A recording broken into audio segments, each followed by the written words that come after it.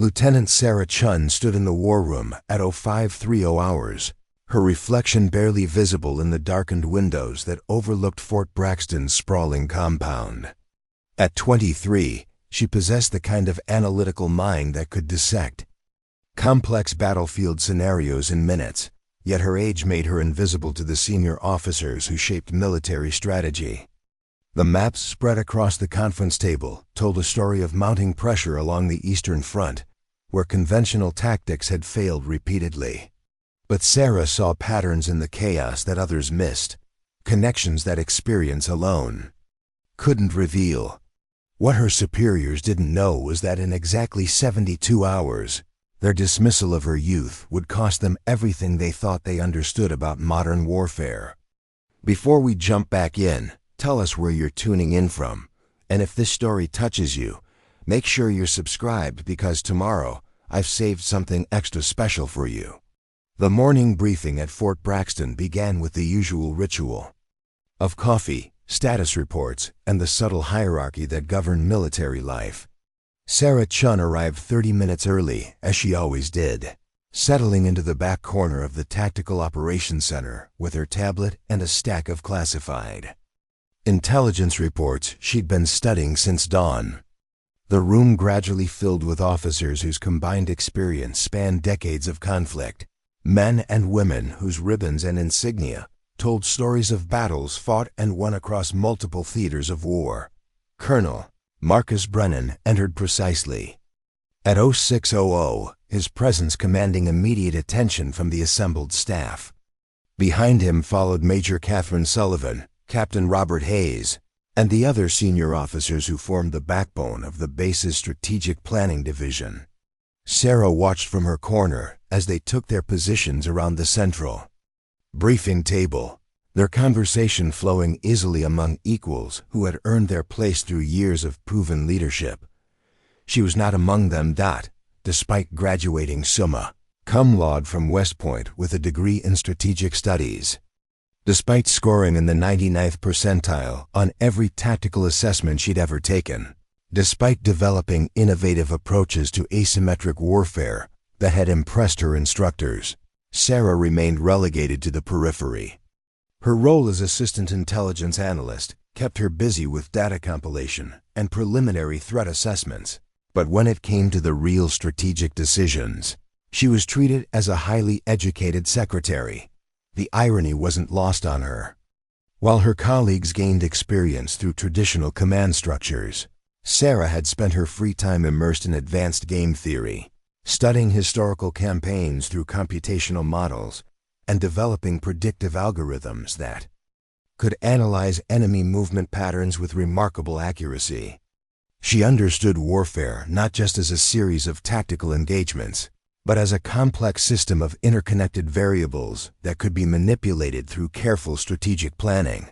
But understanding systems meant nothing when the system itself refused to acknowledge your existence. The briefing began with Major Sullivan's update on current force dispositions along the Eastern Front, where coalition forces had been locked in a grinding stalemate with enemy insurgent groups for the past 8 months. The conventional approach had yielded minimal results despite overwhelming technological and numerical superiority. Supply lines remained vulnerable, territorial gains were temporary, and casualty rates continued to climb without corresponding strategic advantages. Sarah listened to the familiar litany of challenges while her mind automatically began processing potential solutions. The enemy's guerrilla tactics exploited predictable coalition response patterns, creating a cycle of engagement that favored the more mobile and adaptable insurgent forces. Traditional military doctrine, designed for conventional warfare between organized armies, struggled to address the fluid nature of the conflict. She'd identified 12 specific vulnerabilities in the current coalition strategy and had developed a comprehensive operational framework that could potentially break the stalemate within 6 weeks. Her analysis incorporated everything from weather pattern predictions to psychological warfare principles, creating a multi-layered approach that addressed both tactical and strategic objectives. Simultaneously, none of the senior officers knew about her work. Captain Hayes was explaining the latest intelligence regarding enemy supply networks when Colonel Brennan's phone buzzed with an urgent message. The colonel frowned as he read the text, then looked up at his assembled staff with an expression that mixed frustration with grim determination. "Ladies and gentlemen, we've just received new directives from Theater Command. The political situation has escalated significantly over the past 48 hours. Our timeline for resolving the Eastern Front conflict has been compressed from 6 months to 6 weeks. We need immediate options for breaking the current stalemate."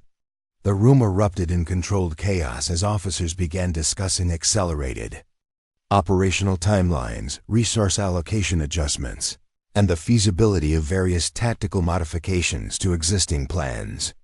Sarah remained silent in her corner, watching the conversation unfold with growing concern. The strategies being discussed represented incremental modifications to approaches that had already proven inadequate.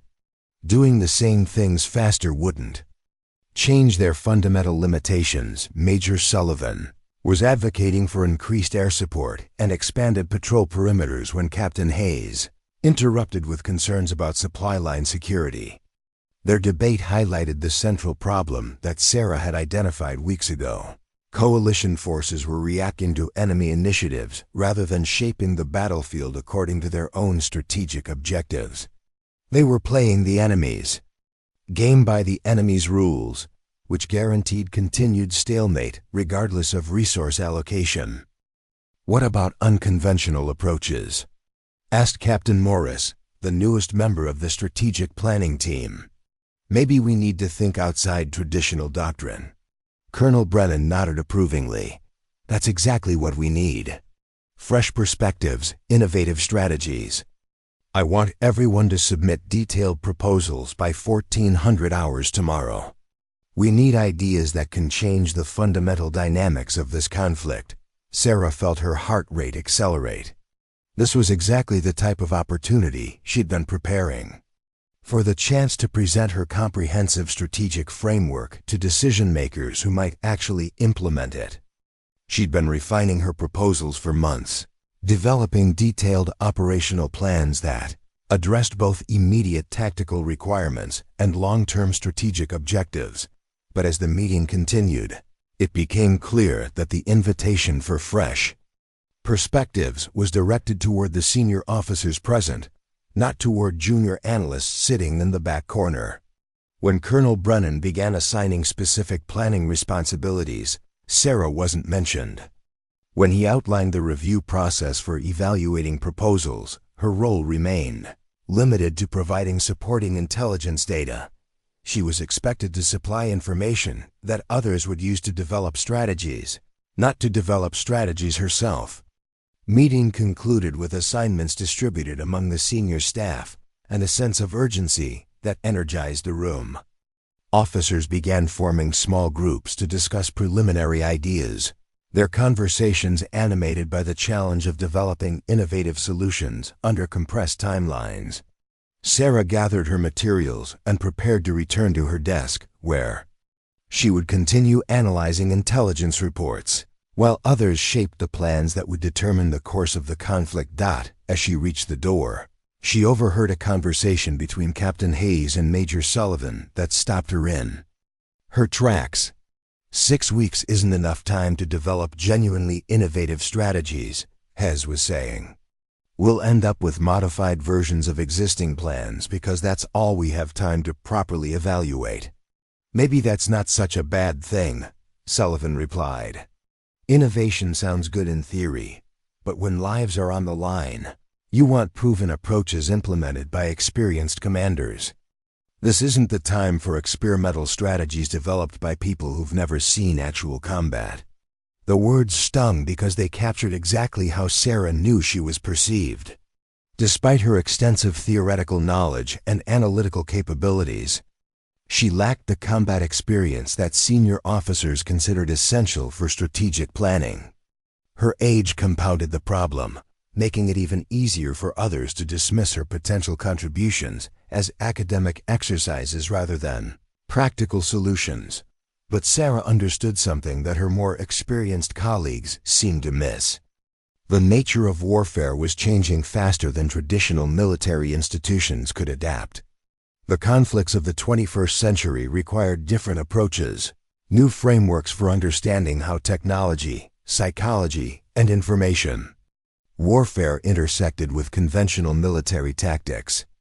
Experience with previous conflicts could actually be a liability when that experience reinforced outdated assumptions about how battles were won and lost. She returned to her workstation in the intelligence section, where stacks of reports awaited her analysis. The work was important but frustrating, requiring her to identify patterns and trends that would inform strategic decisions made by others. She excelled at the analytical requirements, but the intellectual satisfaction was diminished by her exclusion from the planning process that gave meaning to her analysis. Throughout the morning, Sarah processed intelligence reports while listening to fragments of conversation from the strategic planning area. The senior officers were struggling with the same fundamental challenges that had characterized the Eastern Front conflict from its beginning. Their proposed solutions involved tactical modifications that failed to address the underlying strategic dynamics that perpetuated the stalemate. During her lunch break, Sarah walked to the base library and pulled out several historical texts that she'd been studying in her spare time. Military historians had documented similar conflicts throughout the 20th century, campaigns where conventional forces struggled against adaptive adversaries who refused to engage according to traditional rules.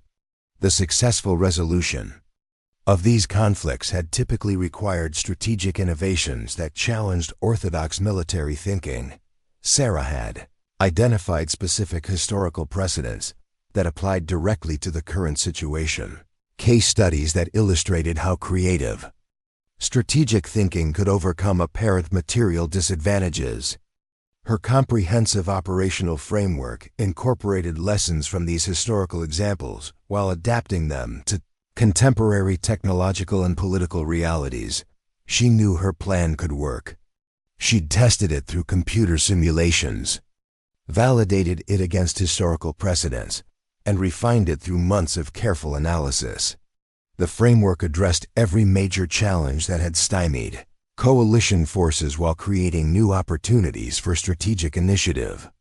Implementation would require significant coordination and precise timing, but the potential results justified the complexity involved. The problem wasn't the quality of her strategic thinking. The problem was her age, her rank, and her lack of combat experience. No one would take her seriously enough to even consider her proposals, let alone implement them under high-pressure circumstances with compressed timelines. As she returned to her workstation after lunch, Sarah made a decision that would change everything. She would develop her strategic framework into a complete operational plan, regardless of whether anyone asked for her input.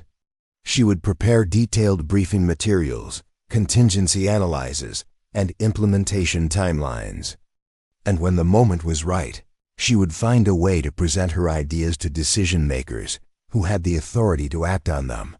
Preparing and narrating this story took us a lot of time. So if you are enjoying it, subscribe to our channel. It means a lot to us. Now back to the story. The afternoon passed quickly as Sarah divided her attention between her assigned intelligence analysis and her unauthorized strategic planning.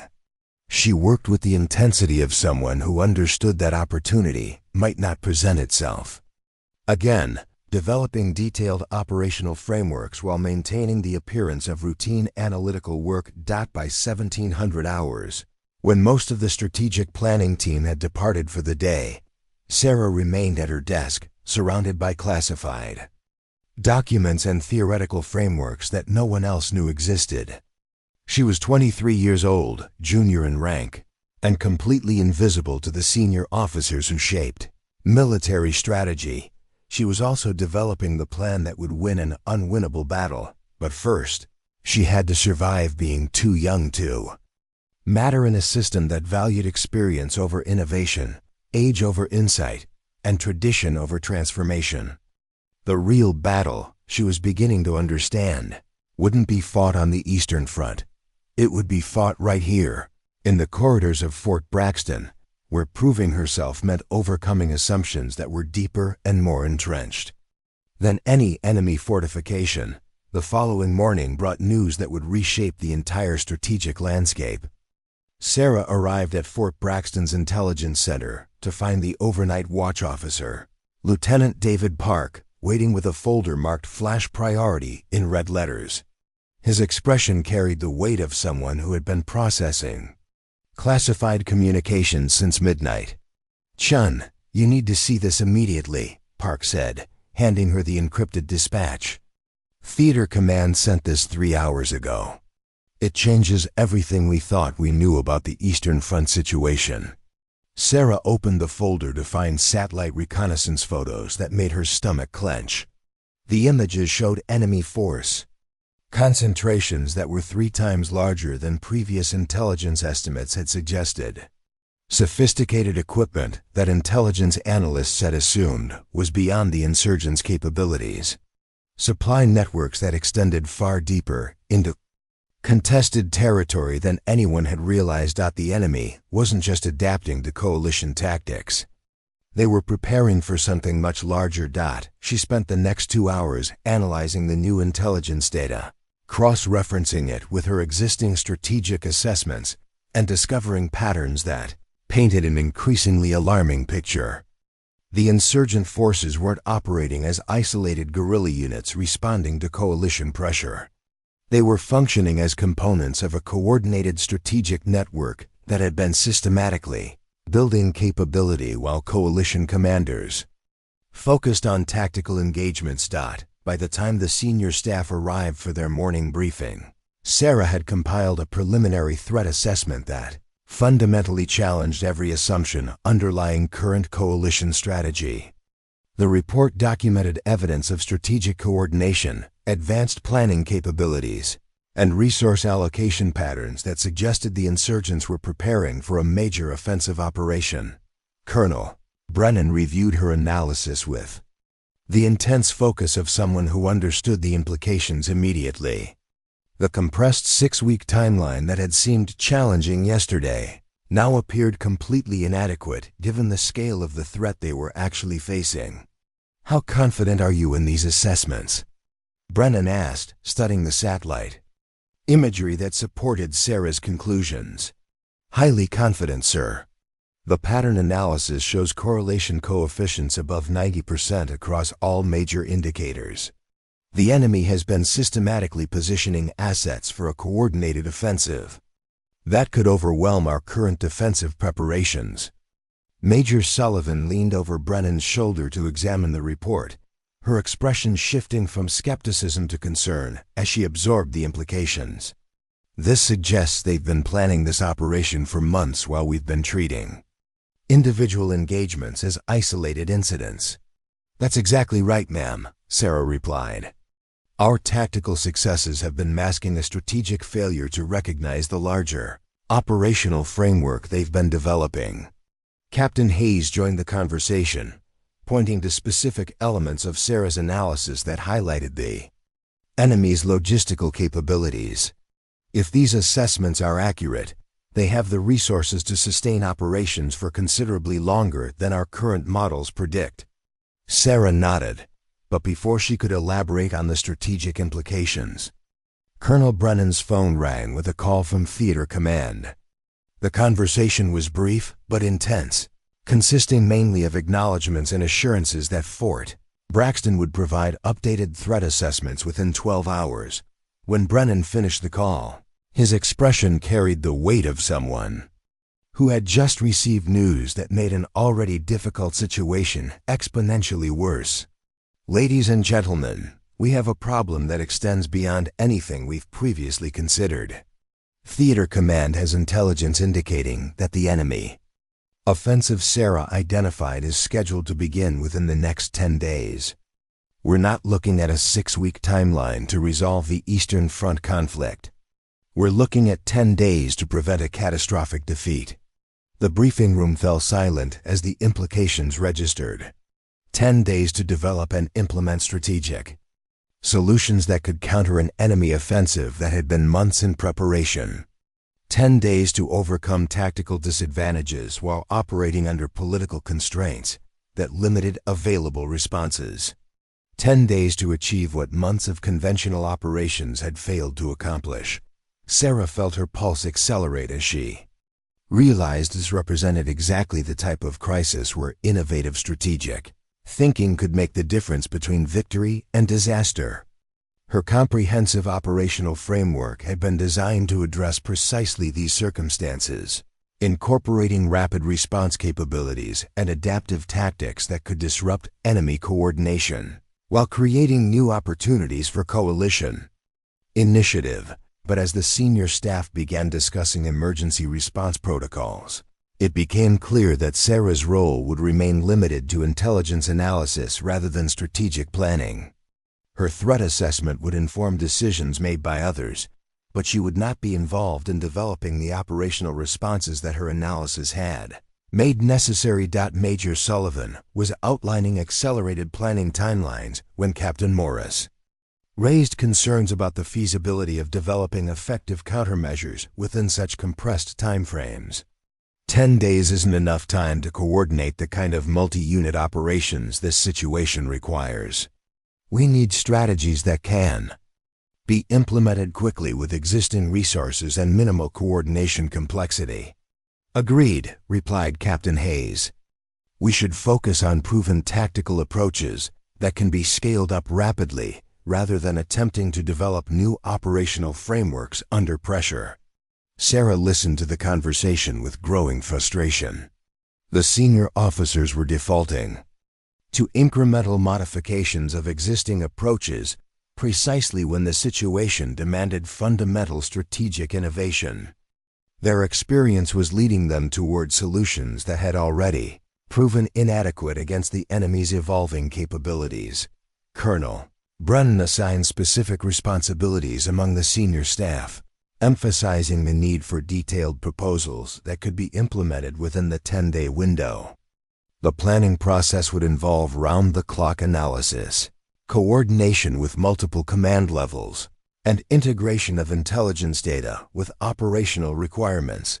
Sarah's assignment remained unchanged: continue providing analytical support, while others developed the strategic responses that would determine the outcome of the conflict. As the briefing concluded and officers dispersed to begin their emergency planning efforts, Sarah remained at her workstation, surrounded by the intelligence reports that documented the scope of the crisis they were facing. She understood the enemy's strategic framework better than anyone in the room, had identified the specific vulnerabilities that could be exploited to disrupt their operational plans, and had developed comprehensive countermeasures that addressed both immediate tactical requirements and long-term strategic objectives. None of that mattered because she was 23 years old. Throughout the morning, Sarah continued her analytical work while listening to fragments of conversation from the strategic planning area. The senior officers were struggling to develop responses that matched the scale and sophistication of the enemy offensive they were confronting. Their proposals involved tactical escalations that failed to address the underlying strategic dynamics that had enabled the enemy to achieve their current position. During a brief coffee break, Sarah overheard a conversation between Major Sullivan and Captain Hayes that crystallized her frustration with the entire planning process. The problem is that we're trying to counter a strategic offensive with tactical responses, Sullivan was saying. But we don't have time to develop comprehensive strategic alternatives. Maybe that's not such a bad thing, Hayes replied. Strategic innovation sounds impressive, but when you're facing an immediate threat, you want responses based on proven experience rather than theoretical frameworks. This isn't the time for experimental approaches. The conversation captured exactly the limitation that Sarah had identified in current coalition thinking. The senior officer's experience was becoming a liability because it reinforced approaches that were fundamentally inadequate for addressing the type of conflict they were actually fighting. Their expertise in conventional warfare was preventing them from recognizing the need for unconventional solutions. Sarah spent her lunch break reviewing historical case studies of similar strategic situations. Conflicts were outnumbered or disadvantaged. Forces had achieved victory through innovative operational approaches that challenged orthodox military thinking. The precedents were clear. Success required strategic frameworks that exploited enemy assumptions, while creating new tactical opportunities. Her comprehensive operational plan incorporated lessons from these historical examples while adapting them to contemporary technological and intelligence capabilities. The framework could disrupt enemy coordination, neutralize their strategic advantages, and create conditions for coalition victory within the 10-day window they were facing. But presenting her ideas would require overcoming institutional barriers that were designed to prevent junior officers from influencing strategic decisions. The military hierarchy that ensured disciplined implementation of orders also prevented innovative thinking from reaching decision-makers who had the authority to implement it. The afternoon brought a series of escalating briefings as intelligence reports continued to confirm the scope of the enemy offensive preparation. Sarah processed each new piece of information while watching the senior staff struggle to develop adequate responses. Their planning sessions grew increasingly intense as the magnitude of the challenge became apparent. By 1600 hours, it was clear that conventional approaches would not be sufficient to prevent the catastrophic defeat that Theater Command was anticipating. The enemy had achieved strategic surprise, possessed superior knowledge of the operational environment, and had prepared countermeasures for the coalition's most likely responses. Sarah remained at her workstation long after most of the staff had departed for the day, refining her strategic framework and developing detailed implementation plans that addressed every aspect of the crisis they were confronting. She worked with the focused intensity of someone who understood that lives depended on finding solutions that others had overlooked. Her unauthorized planning continued past midnight, incorporating the latest intelligence data with theoretical models that predicted enemy behavior under various operational scenarios. She developed contingency plans for multiple possible developments, created resource allocation schedules that maximized coalition advantages, and designed coordination protocols that could be implemented rapidly across multiple command levels. By dawn, Sarah had completed a comprehensive operational plan that addressed every major challenge identified by the senior staff while creating new opportunities for strategic initiative. The framework was innovative but implementable, sophisticated but practical, and designed specifically for the 10-day timeline they were facing. She had also reached a decision that would change everything. She would find a way to present her plan to Colonel Brennan, regardless of protocols that limited her access to senior decision-makers. The potential consequences of insubordination seemed insignificant compared to the consequences of allowing institutional barriers to prevent effective responses to an existential threat. As Fort Braxton awakened to another day of crisis planning, Sarah prepared for the most important briefing of her career. She was still too young for command in the eyes of her superiors, still relegated to analytical support while others shaped strategic decisions. But she was about to prove that innovation mattered more than experience, that insight could overcome institutional prejudice, and that the right strategy could win an unwinnable battle. The question was whether anyone would listen to a 23-year-old lieutenant who claimed to have solutions that had eluded more experienced officers. Sarah gathered her materials and prepared to find out.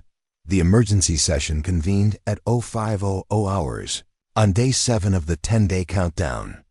Sarah entered the operations center to find it transformed into a command post that buzzed with desperate energy. Additional personnel had been brought in from other bases, creating a dense atmosphere of technical expertise and mounting pressure.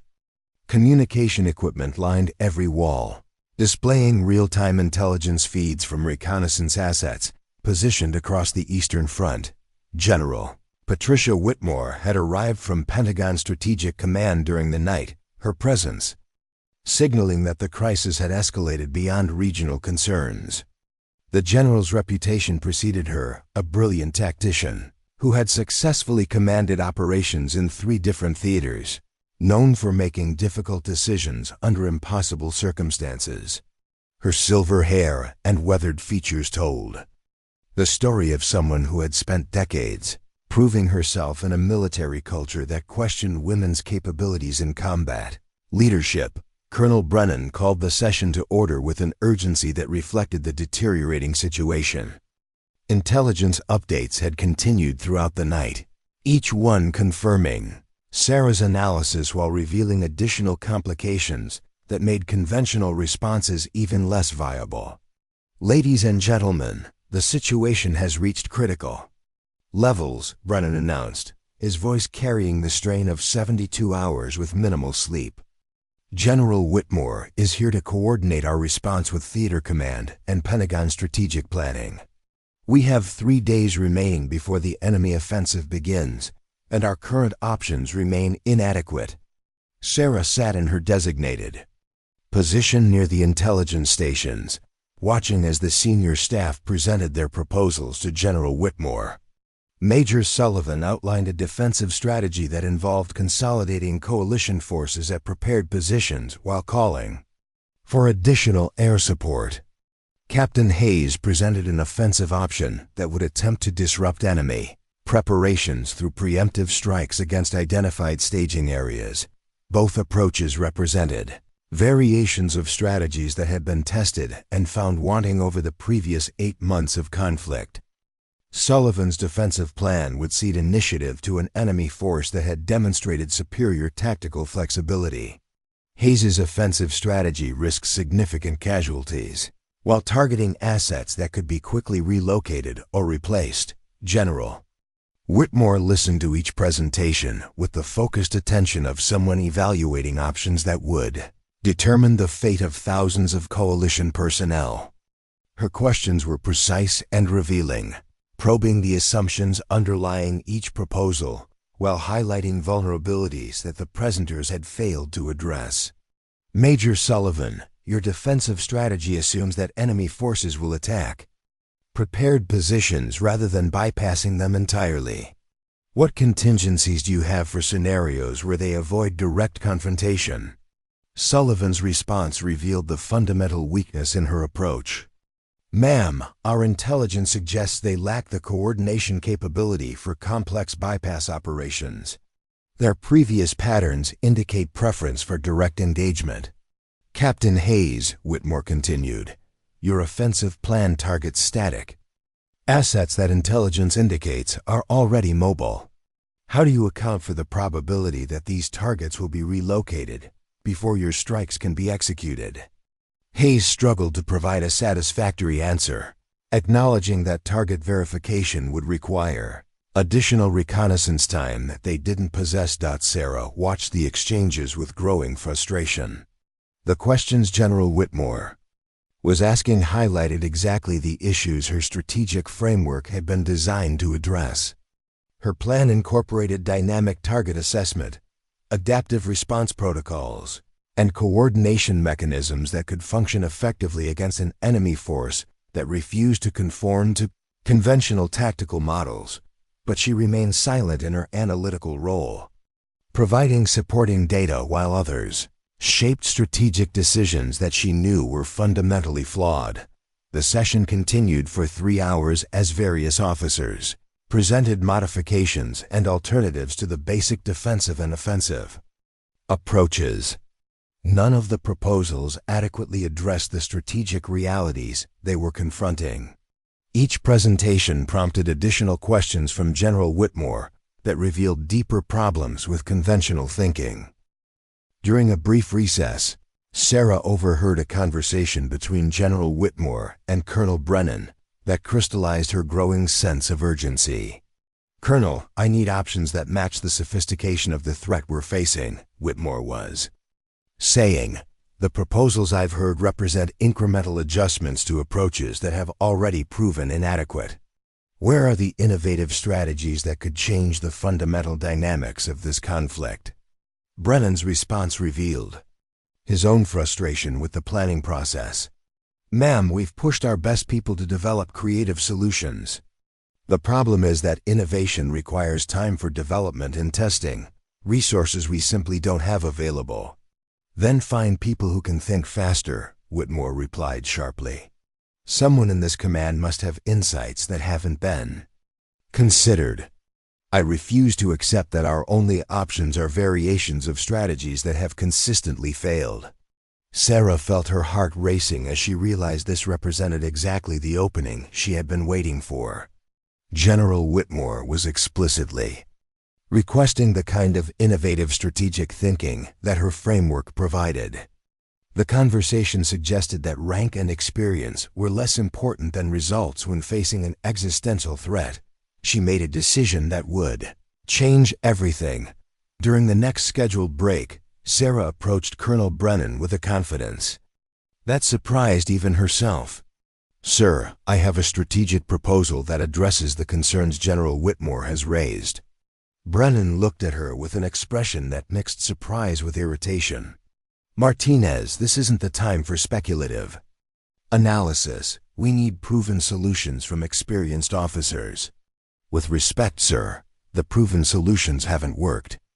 General Whitmore specifically asked for innovative approaches that could change the fundamental dynamics of the conflict.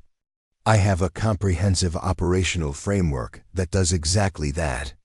Before Brennan could respond, General Whitmore's voice cut through the conversation. What kind of framework, Lieutenant? Sarah turned to face the general, acutely aware that this moment would determine whether her months of preparation had any practical value. Ma'am, I've developed an integrated strategic approach that exploits enemy assumptions while creating new tactical opportunities. The framework addresses coordination challenges, resource allocation optimization, and adaptive response protocols, specifically designed for the type of conflict we're fighting. General Whitmore studied Sarah with the intense focus of someone evaluating a potential solution to an impossible problem. How long have you been working on this framework? 6 months, ma'am. I've been analyzing enemy patterns, studying historical precedents, and developing predictive models that account for the variables conventional approaches have ignored. Colonel Brennan stepped forward, clearly uncomfortable with the direction of the conversation. General, Lieutenant Chun is an excellent analyst, but she lacks the operational experience necessary for strategic planning at this level. Colonel Whitmore replied, her voice carrying unmistakable authority. I've been listening to experienced officers present inadequate solutions for the past 3 hours. Maybe it's time to hear from someone whose thinking hasn't been constrained by conventional assumptions.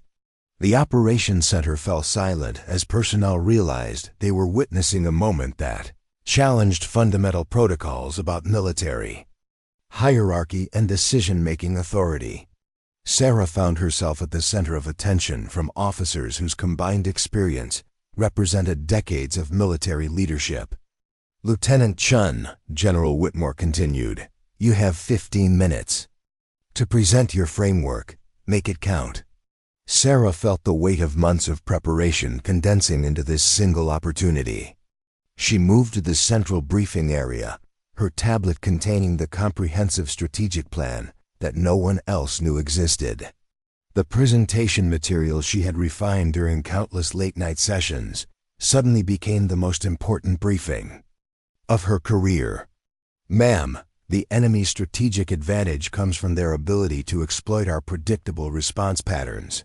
Sarah began, activating the main display screen. They've studied our tactical preferences and developed countermeasures that neutralize our technological and numerical superiority.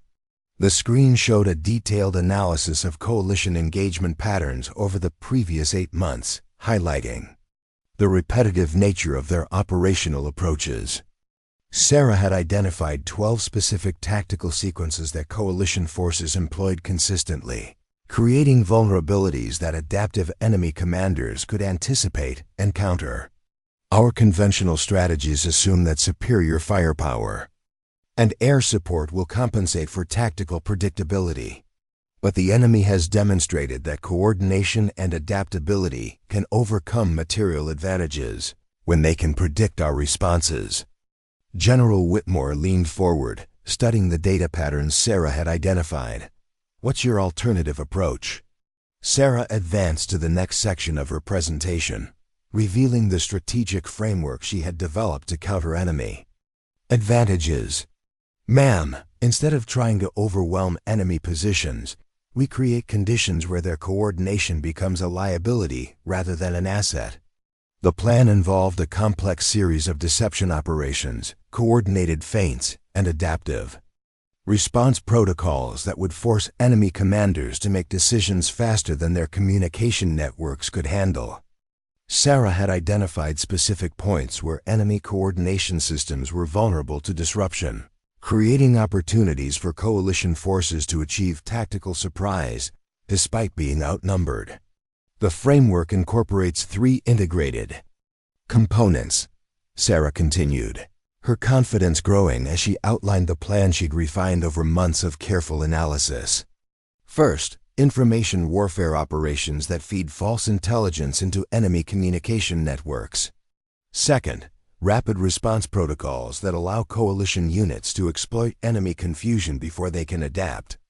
Third, adaptive coordination, systems that prevent our own responses from becoming predictable. Major Sullivan interrupted with a question that revealed her skepticism about the plan's feasibility. "Lieutenant, this approach requires precision timing and complex coordination across multiple units. How do you ensure successful implementation under combat conditions?" Sarah had anticipated exactly this concern. "Ma'am, the coordination requirements are actually simplified through the use of conditional response protocols. Each unit receives specific instructions for multiple scenarios, allowing them to adapt quickly without requiring constant communication with command elements." She displayed detailed coordination charts that showed how individual units could function effectively even when communication links were disrupted. The system was designed to maintain tactical flexibility while preventing the kind of predictable patterns that enemy forces had learned to exploit. General Whitmore studied the framework with the intensity of someone who understood its implications immediately. "This approach assumes that enemy coordination systems have specific vulnerabilities. How confident are you in your assessment of their communication capabilities?" "Highly confident, ma'am. I've been analyzing their response patterns for 6 months and have identified consistent delays between tactical adjustments and strategic coordination. The framework exploits these delays by forcing them to make decisions faster than their systems can process." Captain Hayes raised concerns about resource requirements, questioning whether coalition forces possess the technical capabilities necessary for implementing Sarah's information warfare components. His skepticism reflected the broader institutional resistance to approaches that challenged conventional tactical thinking, but General Whitmore's questions focused on operational details rather than theoretical objections. She asked about implementation, timelines, coordination mechanisms, and contingency plans for scenarios where enemy forces adapted faster than predicted. Each question revealed her growing recognition that Sarah's framework addressed problems that conventional approaches had failed to solve. "Lieutenant, how long would implementation require?" Whitmore asked. 48 hours for initial deployment, ma'am. The system is designed for rapid implementation using existing resources and personnel." The silence that followed was profound. Sarah had presented a comprehensive strategic framework that addressed every major concern raised during the morning's briefings while remaining implementable within their compressed timeline. The plan challenged conventional thinking, but offered practical solutions to problems that had seemed insurmountable. General Whitmore looked around the room at the senior officers who had struggled to develop adequate responses to the crisis they were facing.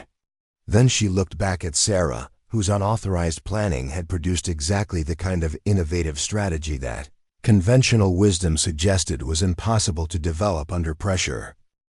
Colonel Bradford summarized the panel's concerns in a way that captured the fundamental challenge they were confronting.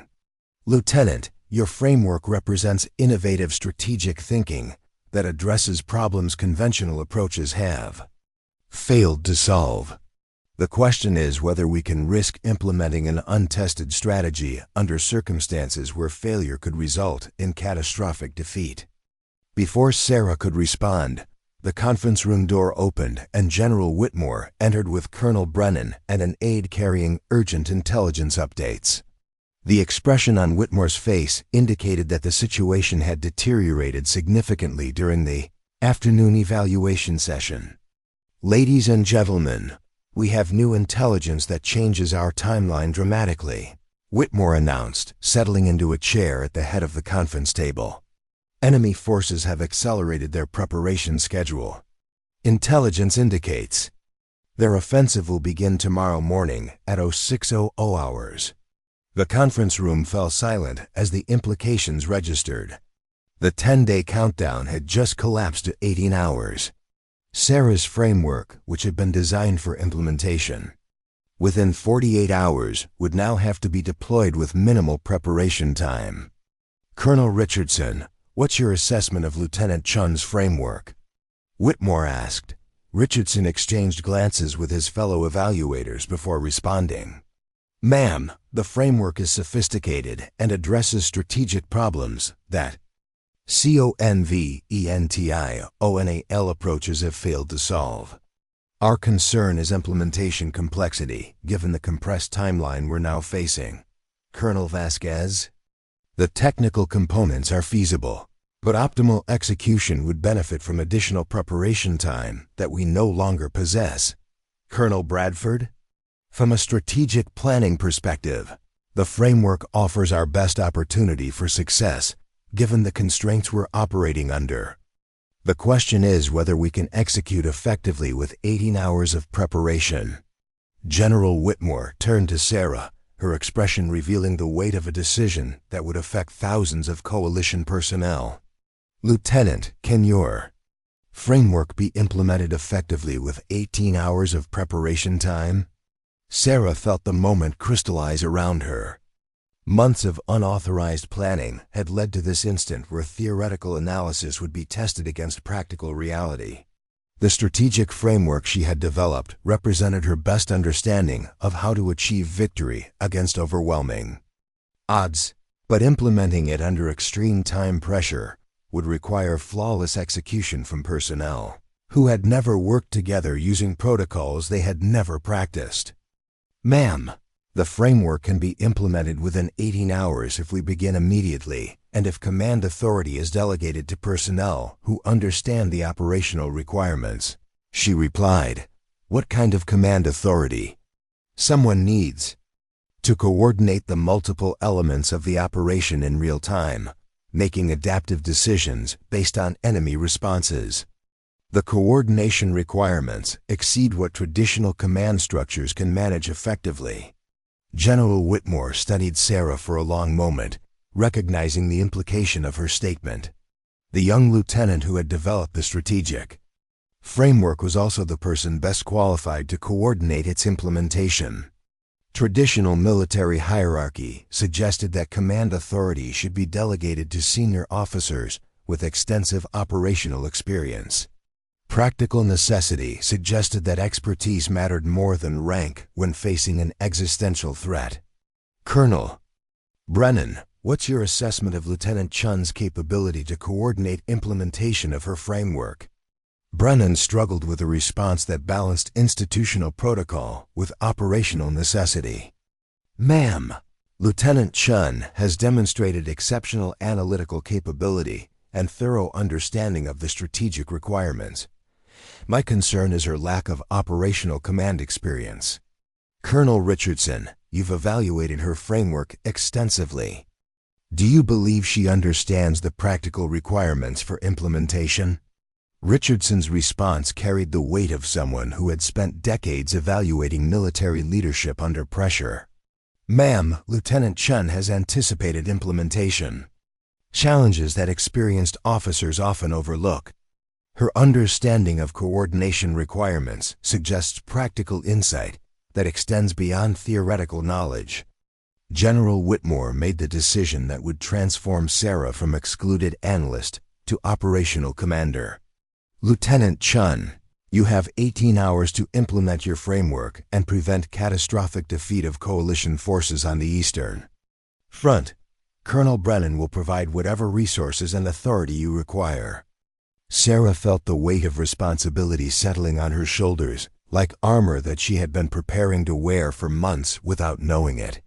The theoretical framework that had existed only in classified documents and late-night planning sessions was about to be tested against an enemy force that had been preparing for this moment far longer than 18 hours.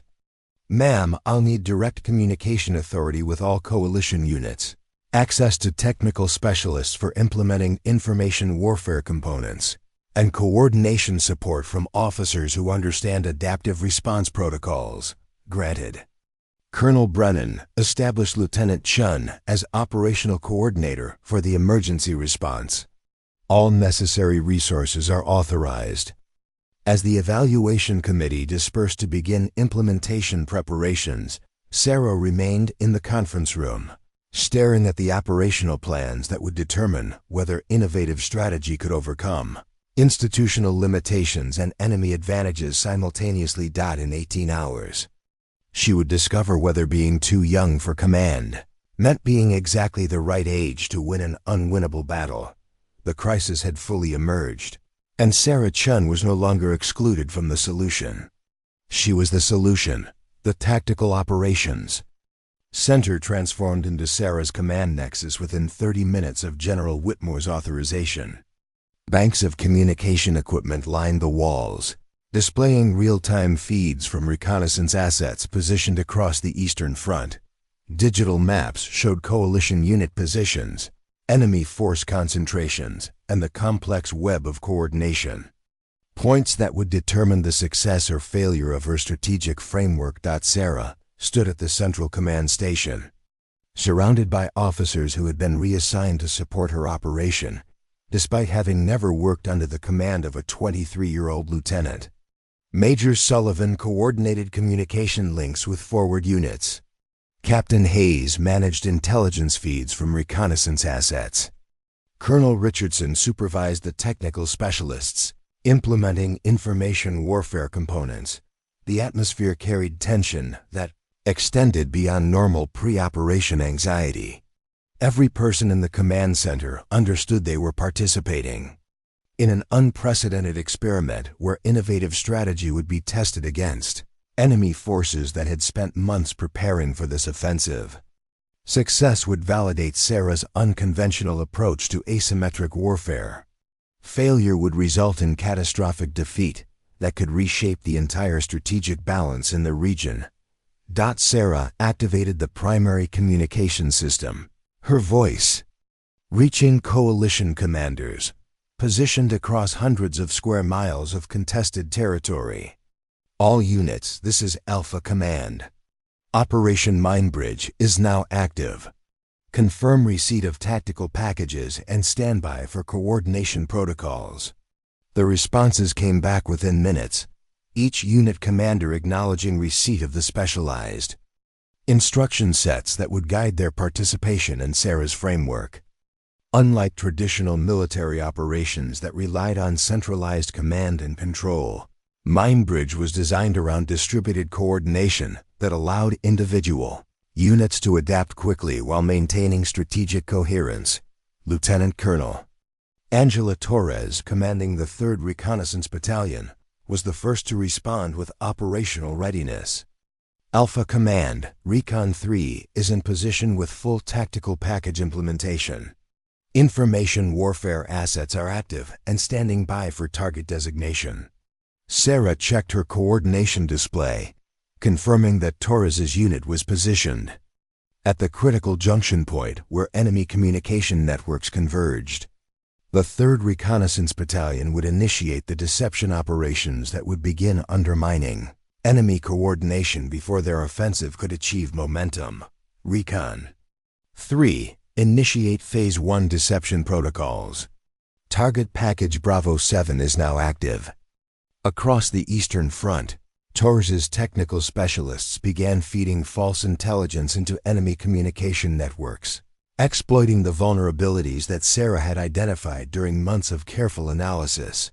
The information appeared legitimate to enemy commanders who expected routine intelligence updates, but gradually shifted their understanding of coalition force positions and capabilities. Colonel Marcus Webb, commanding the 7th Armored Division, reported operational readiness from his position in the Central Sector. Alpha Command, Armor 7 is prepared for adaptive response protocols. All units have received conditional instruction sets and are standing by for implementation triggers. Sarah's framework required armored units to function according to complex conditional protocols that would allow them to respond rapidly to changing tactical situations without requiring constant communication with command elements. Each unit had received detailed instructions for multiple scenarios, enabling them to maintain tactical flexibility while preventing the predictable response patterns that enemy forces had learned to exploit. Armor 7, maintain ready status. Phase 2 implementation will be triggered automatically based on enemy response to Phase 1 operations. The first indication of successful deception came 20 minutes after initiation when intercepted. Enemy communications showed confusion about coalition force positions. Enemy commanders were receiving intelligence reports that contradicted their direct observations, creating uncertainty that began to disrupt their carefully coordinated offensive preparations. Captain Jennifer Blake, commanding the 5th Electronic Warfare Company, monitored enemy communication patterns from her position at Forward Operating Base Delta. Alpha Command were detecting increased communication volume on primary enemy frequencies. Multiple units requesting clarification on target assignments. Sarah smiled grimly as she watched enemy coordination systems struggle to process contradictory information. The deception operations were working exactly as her framework had predicted, forcing enemy commanders to spend critical time verifying intelligence rather than executing their offensive plans. Electronic Warfare 5 initiate Phase 2 jamming protocols. Target their coordination frequencies while maintaining deception channels. The implementation of Phase 2 marked the transition from passive deception to active disruption of enemy capabilities. Electronic warfare assets began selectively jamming enemy communication networks while ensuring that the channels being used for deception operations remained functional. This approach created maximum confusion while preventing enemy forces from recognizing the systematic nature of their communication problems. Major Kevin Park, commanding the 2nd Air Assault Brigade, reported contact with enemy advance elements attempting to probe coalition positions. Alpha Command, Air Assault 2 is engaging enemy reconnaissance units. They appear to be operating according to outdated intelligence regarding our positions. Sarah monitored the engagement through real-time video feeds, watching as enemy forces moved into positions that her deception operations had designated as coalition weak points. Instead of finding vulnerable targets, they encountered prepared defensive positions that had been established according to her coordination protocols. Air Assault 2, implement Adaptive Response Protocol Charlie. Neutralize enemy reconnaissance while maintaining appearance of defensive weakness. The engagement lasted 12 minutes and resulted in complete destruction of the enemy reconnaissance force without revealing the true nature of coalition defensive preparations. Enemy commanders received reports of successful probing operations that reinforced the false intelligence their communication networks had been receiving. Colonel Sarah Mitchell, commanding the 4th Infantry Division, reported enemy offensive preparations beginning earlier than intelligence projections had indicated. Alpha Command. Infantry 4 is observing enemy force movement toward Alpha through Delta. They appear to be initiating main offensive operations. Sarah checked her coordination. Display, confirming that enemy forces were moving according to the tactical assumptions her deception operations had created. Rather than adapting their plans to account for actual coalition positions, they were implementing strategies based on false intelligence that would lead them into carefully prepared kill zones.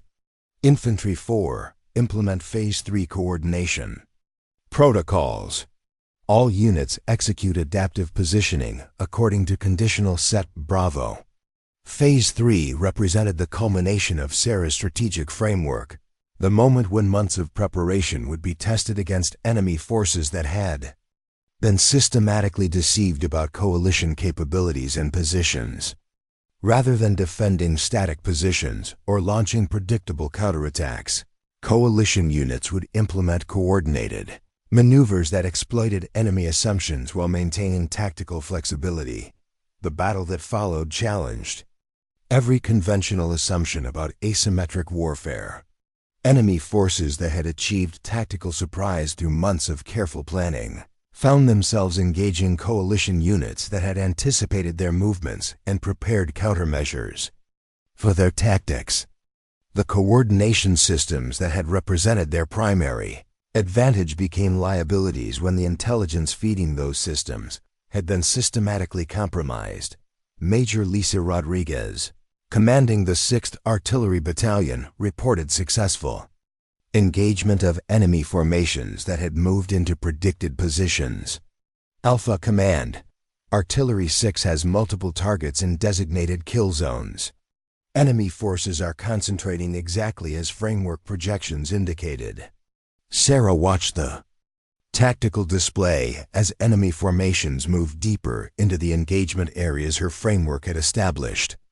Rather than dispersing when they encountered resistance, they were following tactical protocols based on false intelligence about coalition defensive arrangements.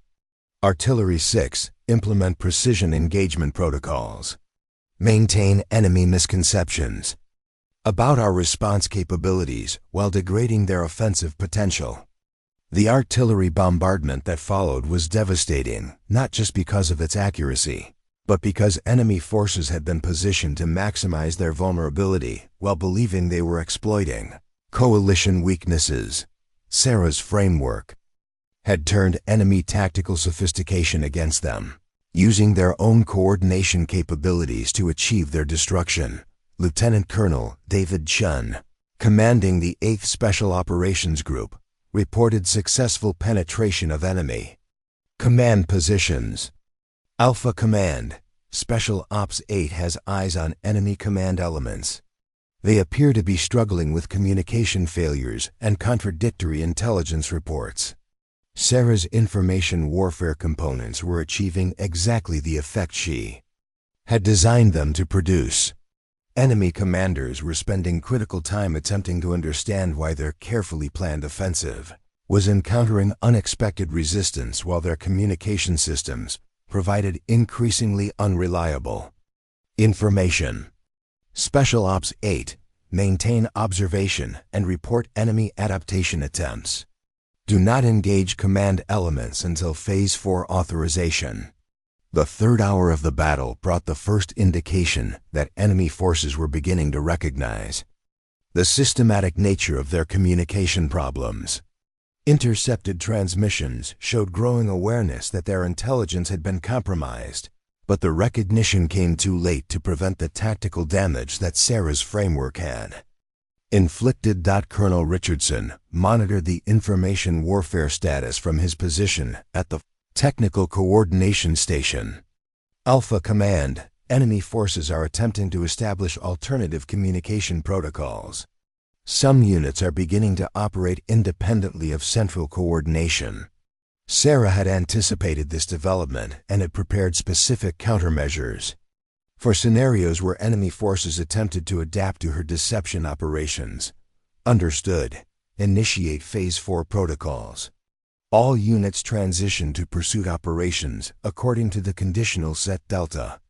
Phase 4. marked the transition from defensive engagement to offensive pursuit of enemy forces that had been disrupted and disorganized by the systematic failure of their coordination systems, rather than allowing them time to establish new tactical arrangements. Coalition units would maintain pressure that prevented enemy forces from achieving tactical equilibrium. The pursuit operations that followed demonstrated the full effectiveness of Sarah's adaptive coordination protocols.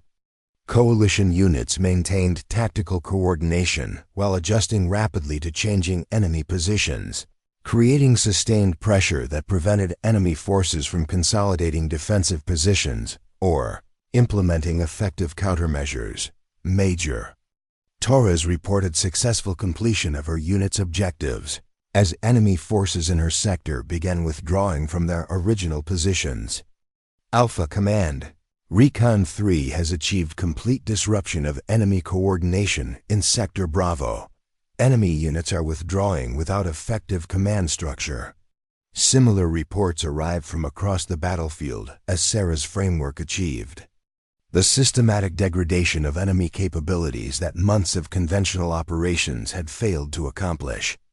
The offensive that enemy forces had spent months preparing was collapsing within hours of initiation, not because of overwhelming coalition firepower, but because strategic deception had turned enemy coordination systems into instruments of their own defeat. Sarah stood at the command station, monitoring tactical displays that showed enemy forces retreating across multiple sectors while coalition units maintained coordinated pursuit operations. The framework that had existed only in classified documents 18 hours earlier was achieving decisive victory against an enemy force that had been considered unstoppable. "Colonel Brennan," Whitmore said finally, "I want this framework evaluated immediately by your most experienced tactical specialists. If the assessment confirms Lieutenant Chun's projections, we implement her plan."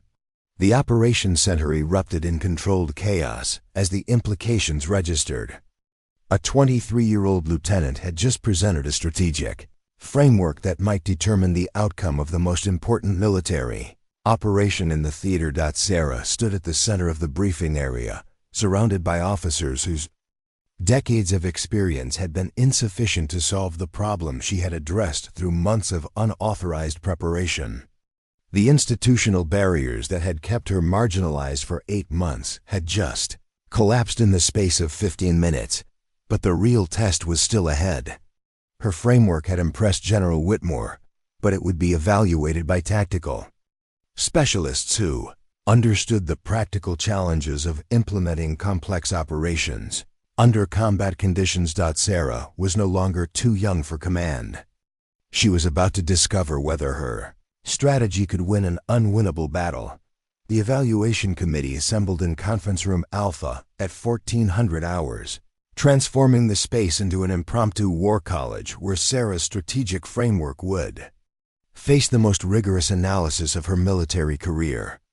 General Whitmore had selected 3 officers whose combined expertise represented the pinnacle of coalition tactical knowledge: Colonel James Richardson from Special Operations Command, Colonel Maria Vasquez from Information Warfare Division, and Colonel Thomas Bradford from Strategic Planning Institute. These were not the kind of officers who would be impressed by theoretical brilliance or academic credentials. They were combat veterans who had commanded successful operations in multiple theaters, strategists who understood the difference between plans that looked good on paper and plans that worked under fire. Their job was to identify fatal flaws in Sarah's framework before those flaws could cost lives in actual combat. Sarah sat across from the evaluation panel with her complete operational plan spread across the conference table. 300 pages of detailed analysis, coordination, protocols, resource allocation schedules, and contingency planning that represented 6 months of intensive preparation. The document contained everything from psychological warfare components to supply chain modifications, creating a comprehensive blueprint for conducting asymmetric operations against an adaptive enemy force. Colonel Richardson opened the evaluation. with questions that immediately tested the practical feasibility of Sarah's information warfare components. His experience in special operations had taught him that deception operations required precise timing and flawless execution to avoid alerting enemy forces to their presence. Lieutenant, your framework assumes we can feed false intelligence into enemy communication networks without triggering their security protocols. What specific methods do you propose for accomplishing this penetration?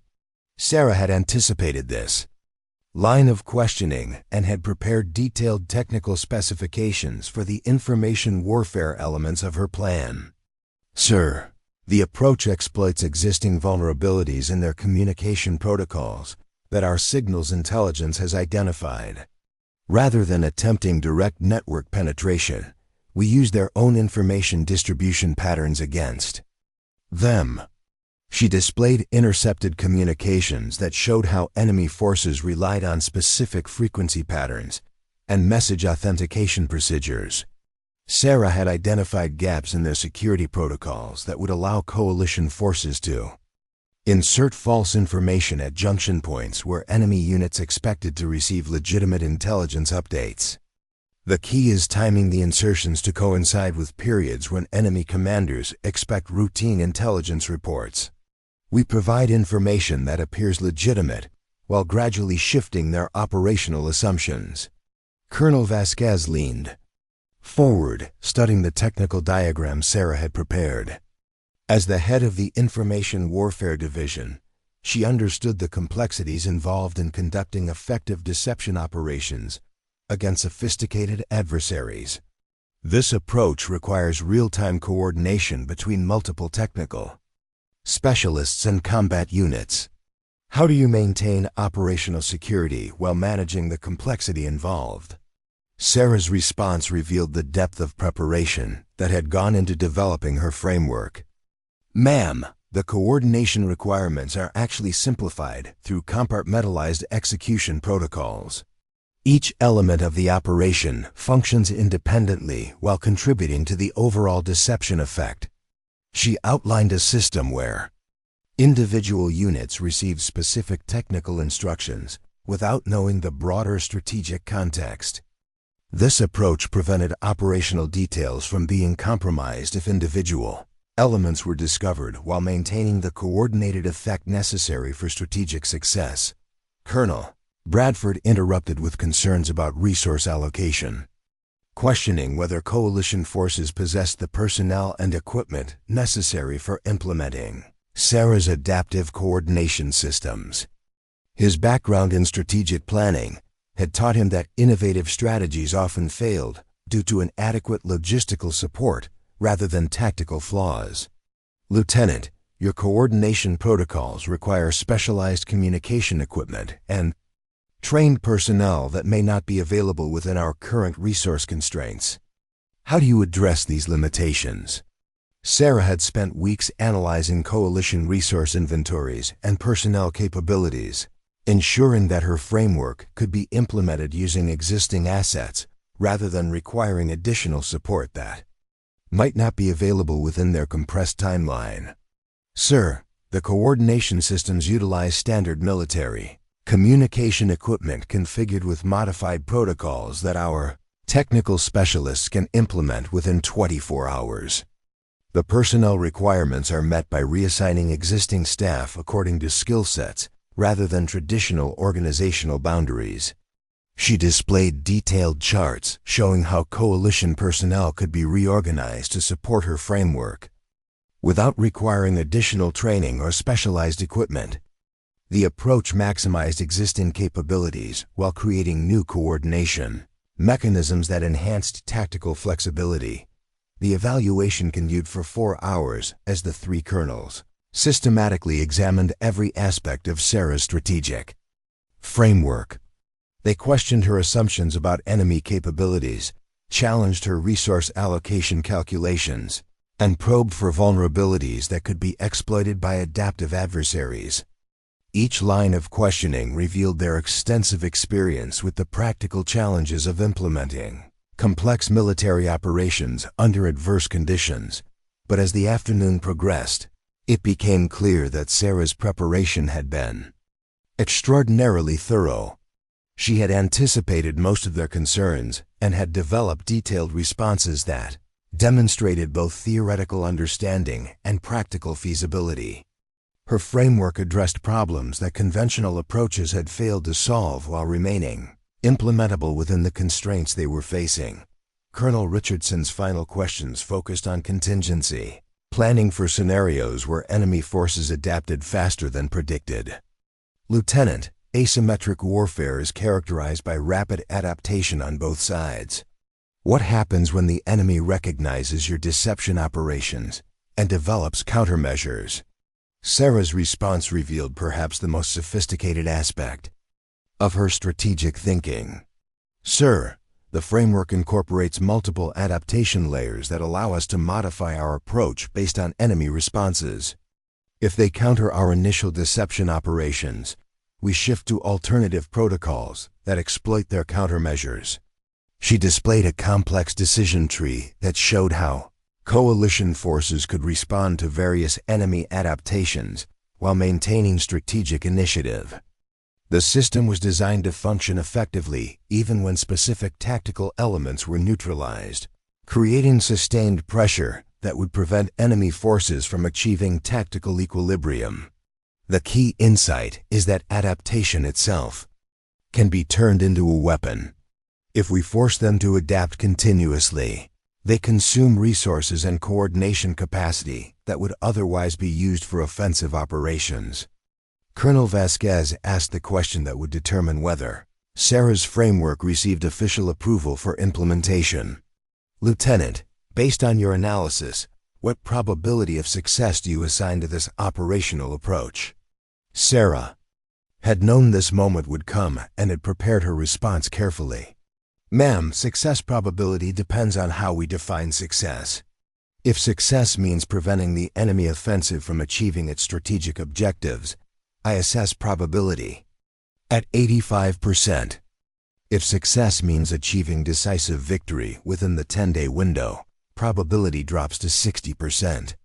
The honesty of her assessment impressed the evaluation panel. Rather than claiming unrealistic certainty, Sarah had provided realistic projections that acknowledged both the potential and limitations of her approach. Sarah felt a complex mixture of satisfaction and frustration as she absorbed the implications of the institutional response to her success. Her framework had proven effective beyond question, but the military establishment was more comfortable studying her innovations than empowering other officers who might possess similar capabilities. Dr. Harper asked the final question that would determine Sarah's future within military institutions that were struggling to balance innovation with tradition. Lieutenant, what assignment would best utilize your analytical capabilities while allowing you to continue developing strategic frameworks for future challenges? The question offered Sarah the opportunity to shape her career in ways that had been unimaginable 18 hours earlier, when she was excluded from strategic planning roles due to her age and rank. Her success had created opportunities that extended far beyond the tactical victory she had achieved. Ma'am, I would like to establish a strategic innovation unit that identifies and develops analytical approaches to asymmetric warfare challenges. The unit would focus on preparing solutions for conflicts that conventional military doctrine struggles to address. General Whitmore's response reflected institutional willingness to accommodate Sarah's innovations while containing their broader impact on established command structures. Approved. You'll be promoted to major and assigned to establish the Strategic Innovation Division at Pentagon Strategic Command. Colonel Richardson will serve as your liaison with conventional planning organizations. As the briefing concluded, Sarah realized that her tactical victory had achieved broader strategic success than she had initially understood. She had proven that innovative thinking could overcome institutional limitations, but she had also forced military establishments to confront the need for systematic changes in how they identified and developed strategic leadership. The reckoning that followed her unauthorized planning had resulted not just in personal vindication, but in institutional recognition that contemporary conflicts required different approaches to strategic thinking and command development. Sarah Chun was no longer too young for command. She was the officer who had forced the military to reconsider what command actually meant in an era where innovation mattered more than tradition, where preparation counted more than experience, and where the right strategy could indeed win an unwinnable battle. The institutional transformation that began with her exclusion from strategic planning was concluding with her authorization to reshape how military institutions approach strategic innovation.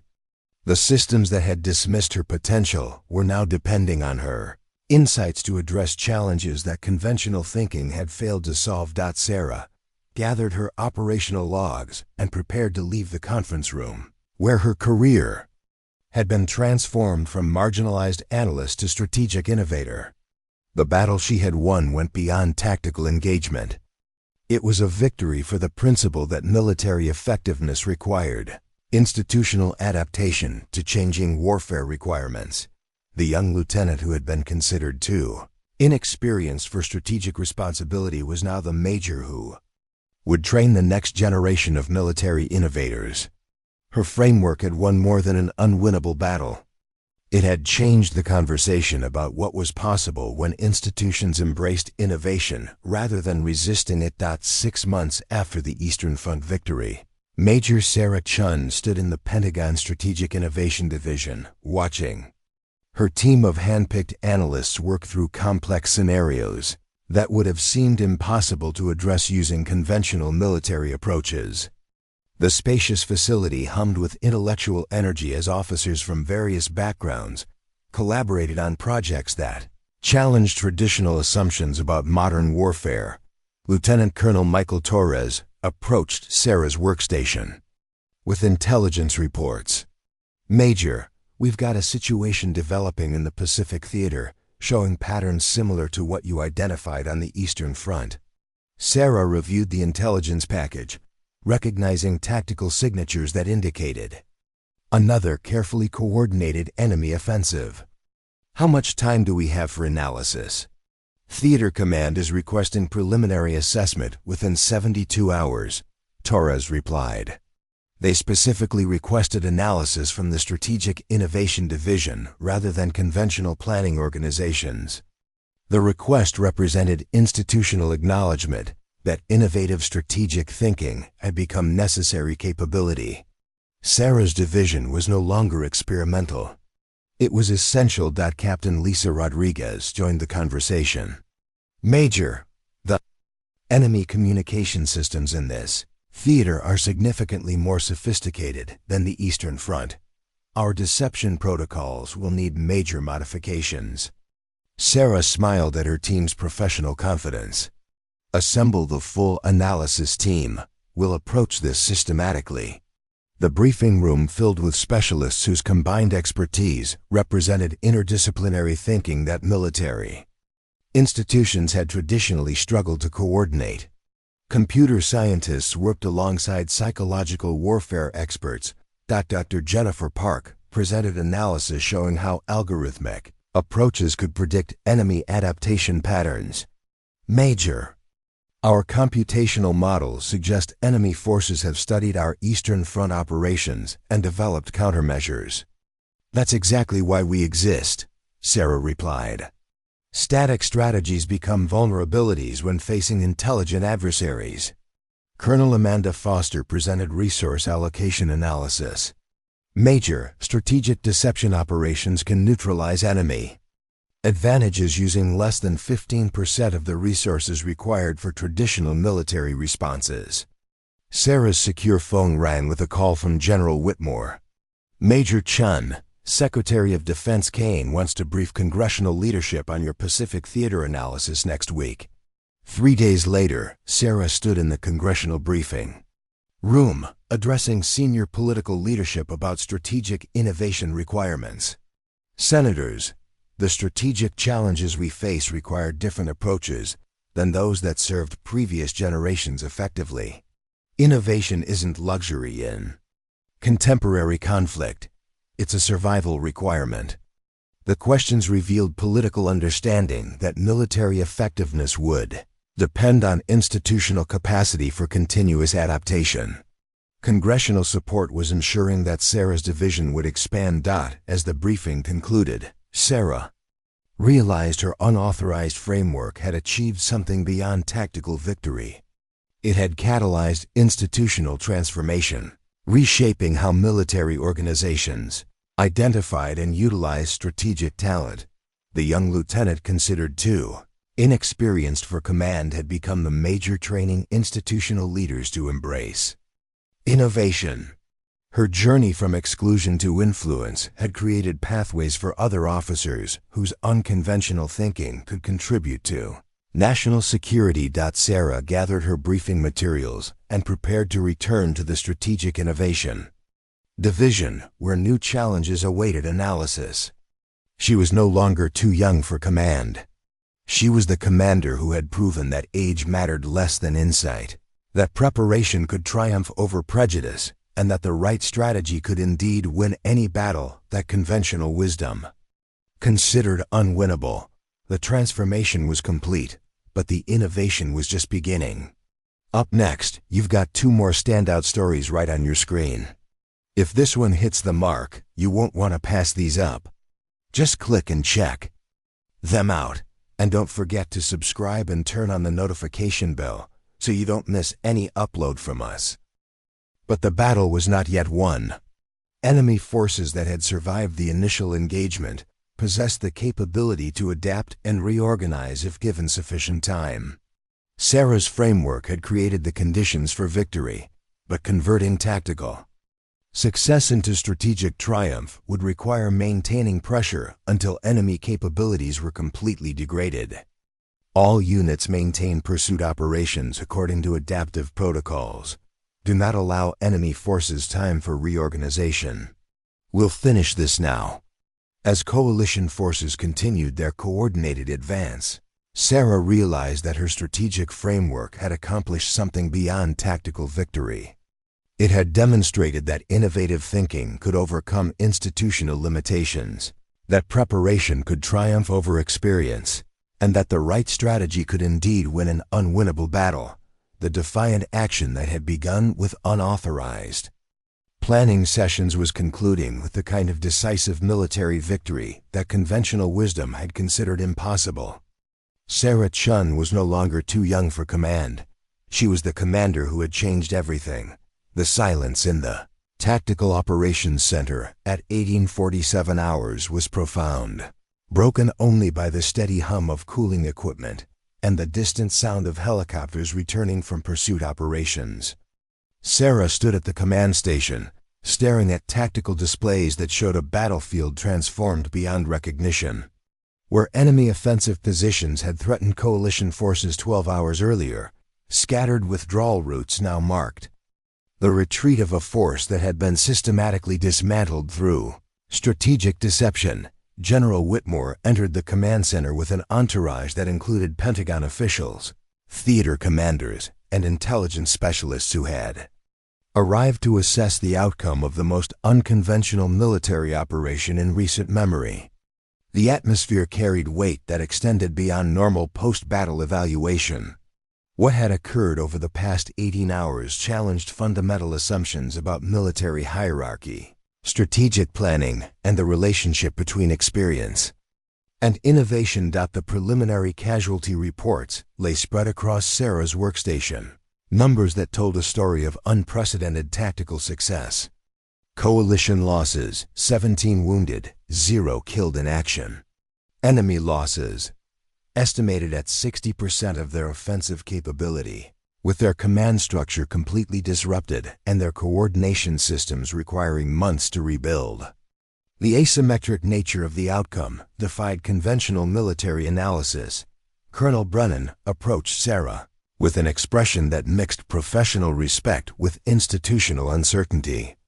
The victory that her framework had achieved was undeniable, but the methods that had produced that victory challenged protocols that had governed military operations for decades. A lieutenant had commanded a strategic operation that senior officers had considered beyond their capabilities. Lieutenant Chun. General Whitmore requests a complete operational briefing in conference. Room Alpha. Pentagon Strategic Command wants a detailed analysis of your framework and its implementation results. Sarah gathered the operational logs that documented every aspect of the 18-hour engagement, knowing that this briefing would be unlike any she had ever conducted. The theoretical framework that had existed in classified documents would now be evaluated by officials who understood its implications for military doctrine at the highest levels. The conference room filled with an array of senior leadership that represented the pinnacle of the American military establishment. Besides General Whitmore and the evaluation colonels, Pentagon officials included Deputy Secretary of Defense Margaret Kane, Joint Chief Strategic Planning Director Admiral Robert Sterling, and Military Innovation Institute Director Dr. Elizabeth Harper. Sarah found herself facing questions that probed not just the tactical success of her operation, but its strategic implications for military organization and command structure. The victory that had validated her innovative approach also raised fundamental questions about how institutional hierarchies could adapt to rapidly changing warfare requirements. Admiral Sterling opened the briefing with concerns that reflected institutional anxiety about the precedent that Sarah's success had established. Lieutenant, your operational framework achieved remarkable tactical results, but it also bypassed established command protocols in ways that could undermine military discipline if widely adopted.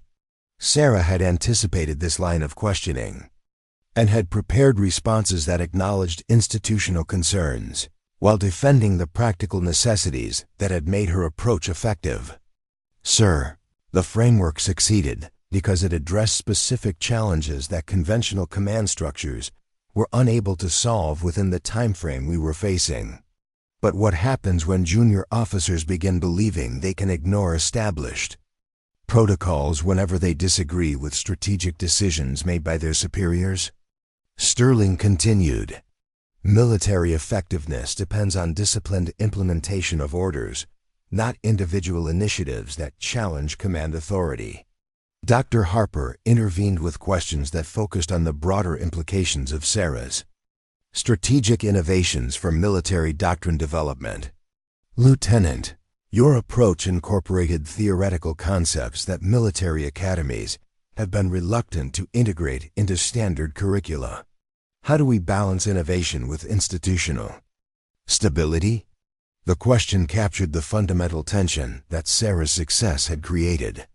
Her framework had proven that innovative strategic thinking could overcome conventional limitations, but integrating those innovations into established military institutions required changes that challenged traditional approaches to leadership. Development and command authority. General Whitmore asked the question that would determine whether Sarah's success would be celebrated or contained within institutional boundaries. Lieutenant Chen, if we were to face similar strategic challenges in the future, could your framework be adapted for implementation by officers with more traditional operational backgrounds? Sarah understood the implication immediately. The military establishment was seeking ways to capture the benefits of her innovations while maintaining existing command structures that excluded officers like herself from strategic decision-making roles. Her framework's success was being evaluated not just for its tactical effectiveness, but for its compatibility with institutional preferences. Ma'am, the framework's effectiveness depends on understanding asymmetric warfare principles that aren't typically emphasized in conventional military training. Implementation requires analytical capabilities and adaptive thinking that may not be widely distributed across traditional command structures. Deputy Secretary Kane leaned forward, her expression revealing the political dimensions that surrounded military innovation. Lieutenant, your success has attracted attention from congressional oversight committees, who are questioning why military institutions haven't been developing officers with your analytical capabilities more systematically. The observation highlighted external pressures that were forcing military leadership to confront institutional limitations that Sarah's success had exposed. Political oversight bodies were asking why the military hadn't been identifying and developing officers who possessed the innovative thinking capabilities that contemporary conflicts required. Colonel Richardson provided context that reflected institutional resistance to changes that might challenge established power structures. The concern is that emphasizing analytical innovation over operational experience could undermine the leadership qualities that have served military institutions effectively for decades. But those leadership qualities failed to solve the strategic challenges that Lieutenant Chun addressed successfully, Dr. Harper pointed out. At what point does institutional tradition become institutional liability? The debate that followed revealed fundamental disagreements about military adaptation that extended far beyond Sarah's specific case.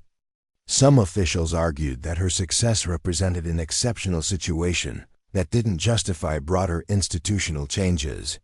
Others contended that her framework demonstrated the need for systematic modifications to military training and command development.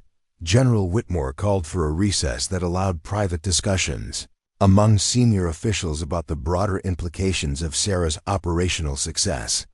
Sarah remained in the conference room, reviewing operational logs while listening to fragments of conversation that revealed the intensity of institutional debate surrounding her achievement.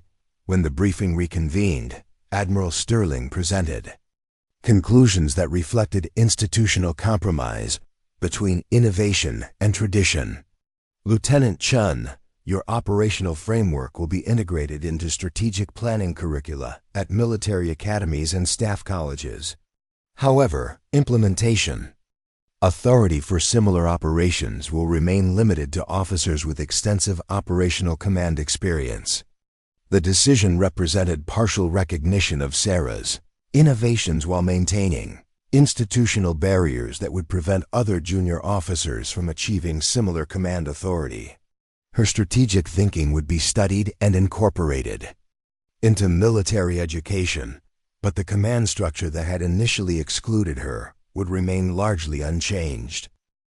Up next, you've got two more standout stories right on your screen. If this one hits the mark, you won't want to pass these up.